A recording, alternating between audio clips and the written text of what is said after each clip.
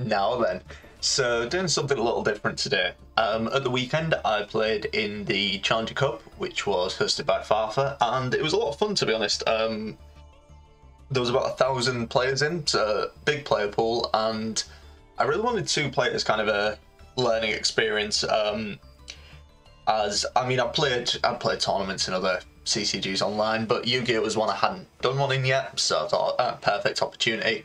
Wasn't expecting to go too far, but yeah, we went on a bit of a win streak and just missed out on top table, which was kind of sad. Couple of losses that were a little silly, and well, I'll show you what my opening hand was on that side. That was my opening hand in the 8th game, which was kind of the deciding game.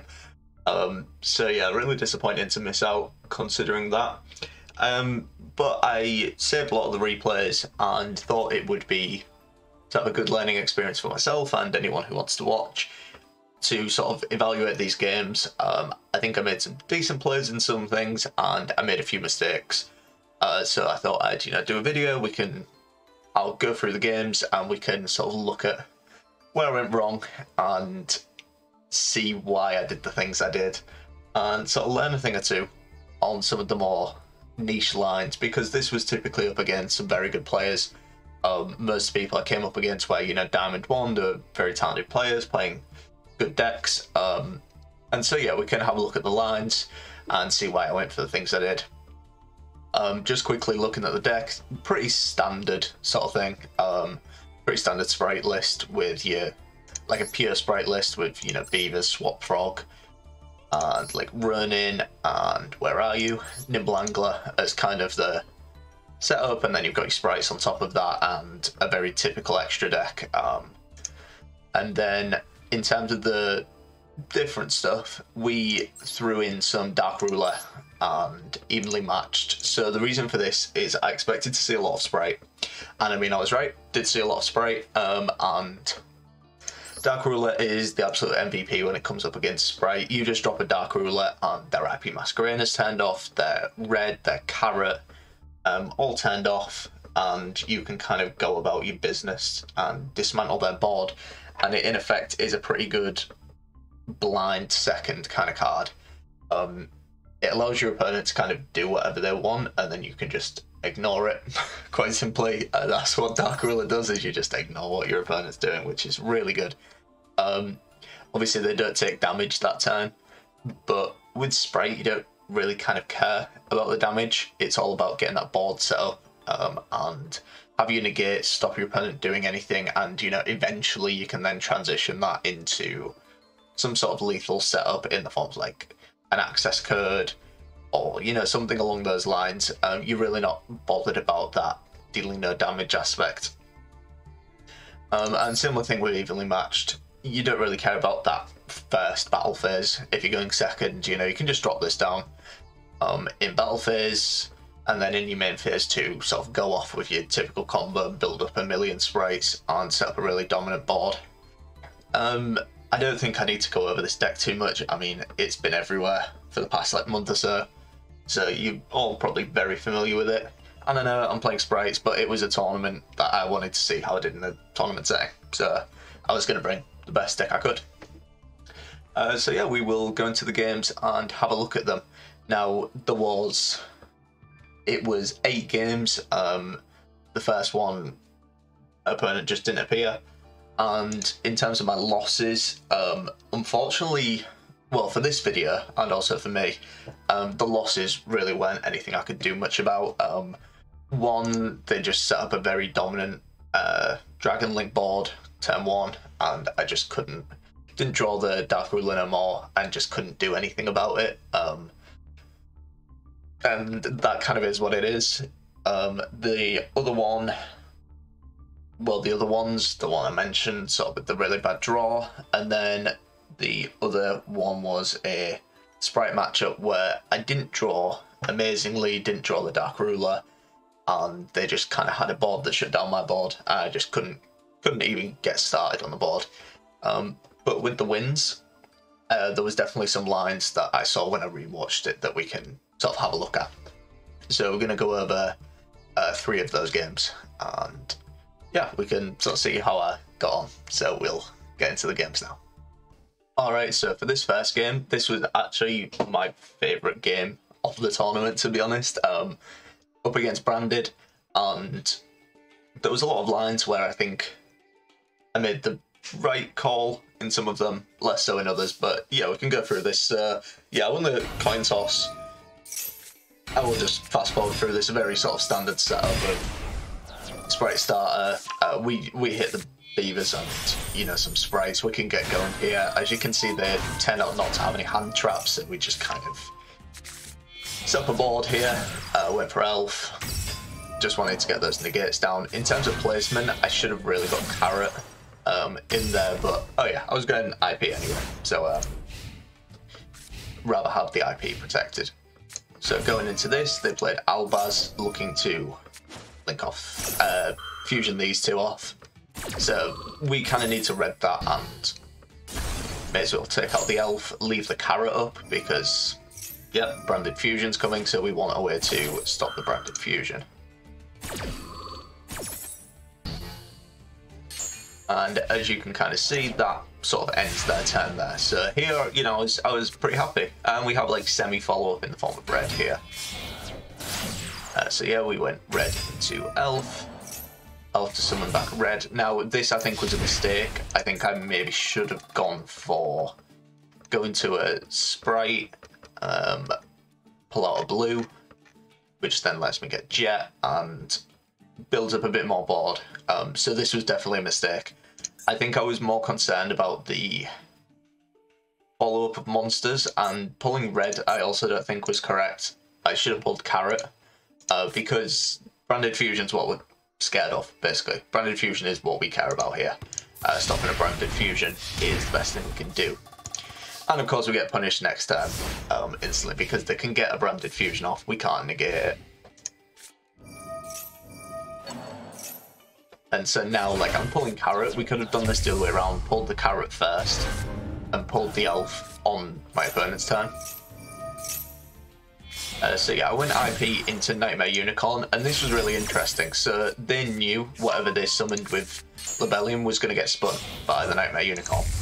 So there was a bit of thinking, and they played Titanclad. And you might not have seen Titanclad too much, but the key part is, after this is fusion summoned, it's unaffected by the activated effects of any monster's special summon from the extra deck, which basically means Nightmare Unicorn cannot spin this back to their deck. So we had to smash us here. Drop the red, get rid of that. Now they can go. Now they can go Aluba. And luckily enough, we had this called by sort of ready to go, which was very, very helpful. So yeah, fast forward through this bit. And that really saved us, that call by. I kind of kept that because I was constantly scared of it branded in red. And we got a good draw in the form of Swap Frog, which let us go into access code. And we knew that, so in this situation, I knew that they had a Fairy Tale Snow, but their graveyard basically has, what's that, 5 cards? You know, they can basically banish. Aluba's going to go to the graveyard because of access code. So then they can banish 6 and they have to drop a card out of hand as well if they want to get the Fairy Tale to stop me getting lethal. So I was like, okay, great. Banish their entire graveyard and drop a card from hand. Unfortunately, the card in hand was the Mercuria, which let them get Albaz. And so here, we were sort of in a situation where we knew they could play Albaz next turn and get a fusion off here. With, it's not Rebellion, is it Albaz? I think it's Albaz that, Albion, sorry, that fuses with a Dark, but either way, they could play Fallen of Albaz, discard a card, and fuse off with Talker, and we couldn't respond to that. There was nothing we could do about that. So, as weird as it may seem, we are linking up access code for a Elf. because we don't want any dark monsters on the field, basically. But then, dark or light is basically what we were avoiding there. So yeah, they go here. We just get our negates out to kill the elf, which is fine. And then Swap Frog is it's a pretty decent draw considering we still have Ronin in rotation. So that allowed us to pull up the Ronin, go into Spright, Gigantic Spright. And then we went for Skycarve. And my sort of idea here was, okay, we need to punch over the Albaz. And this sets us up for sort of two lines here. Obviously I didn't know they had an Ash. So here we were kind of thinking, okay, if we can use Gigantic Spright and go off, then okay, great, we can set up some more material on the board, that kind of thing. Maybe get like a Jin Buster out, for example, you know, go into blue and then into Jet. Obviously our extra deck is looking very empty right now. And that was kind of my plan. Now, because they Ash Blossomed it, I was like, okay, the plan B, which we kind of set up for, we've had Xyz Monsters Battle. Let's just go down it into Juice. And they're under 3,000. We can set this up. It's got 4 materials. We are probably quite confident that, you know, the board kind of, there's not much they can put up here that's going to result in anything but an open board state, which is kind of what happened. And then we obviously have Juice for lethal, which was pretty pleased with that one. And as I said, it was an interesting little game. You know, went 9 turns, and I enjoyed playing that one. Pretty fun, to be honest. All right, so in this game we lost the coin flip, and our opponent's going first. In terms of like who's drawn the better hand, I think mine's looking a little bit nicer, mainly because their starter they have to like normal summon Max C to get going, and obviously at this point I didn't know it was a Sprite game, but I drew into the Dark Ruler, which is kind of what I mentioned. This is exactly why we are running this for this matchup. We just kind of let them do what they do. We ashed just to limit how much they get down, and so this line sort of results in them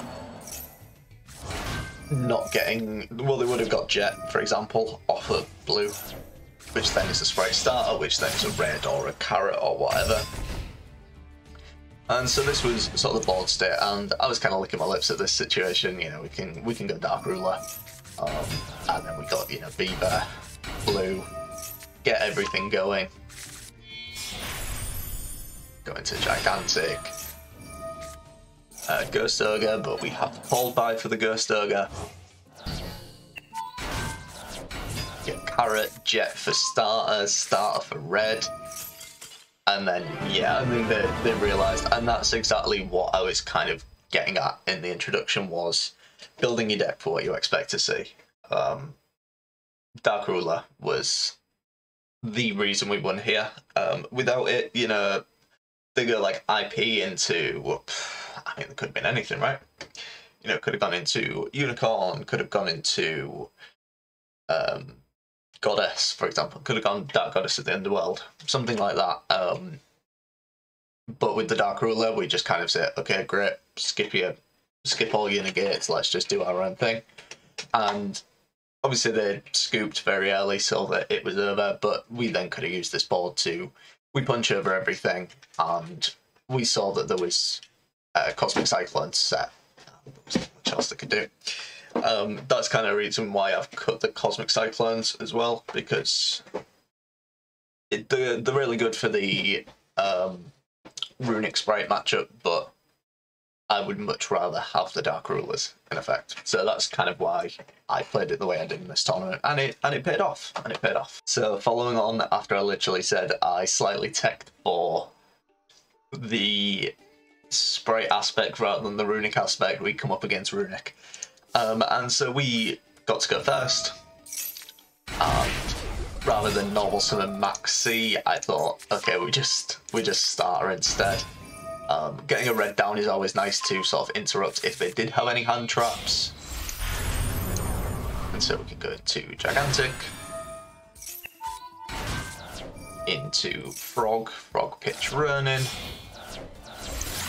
grab the Elf, we can then, you know, Ronin back out with the Swap Frog, all that fun stuff. And just sit on this board. So in terms of this board, I think what would have maybe been a better play than getting the red was to go Elf into Swap Frog, get rid of another Swap Frog, pull back out the Ronin. We could then get IP Masquerena, and we would still have Ronin live for next turn as sort of follow-up.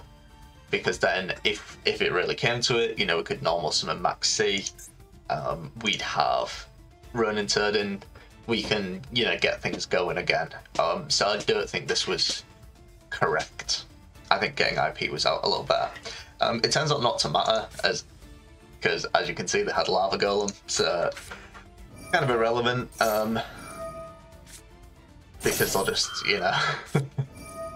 Lava Golem, and yeah, I saw the runic tip, and I was like, okay, it's runic Sprite. Let's just pop the Maxi early, try and get some draw at least, and that kind of made them decide against playing into this round, into this turn rather. So yeah, we linked off this. Aim here was to look to get things going again, you know, pull a blue. Blue pulls Jet. Jet pulls Starter. Starter pulls Carrot.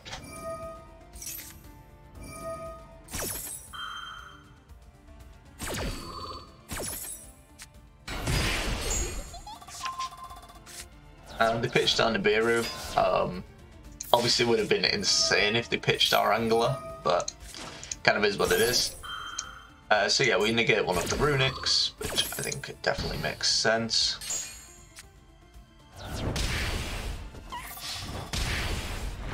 And getting a very healthy chunk of damage. And so in this position I felt, you know, pretty confident.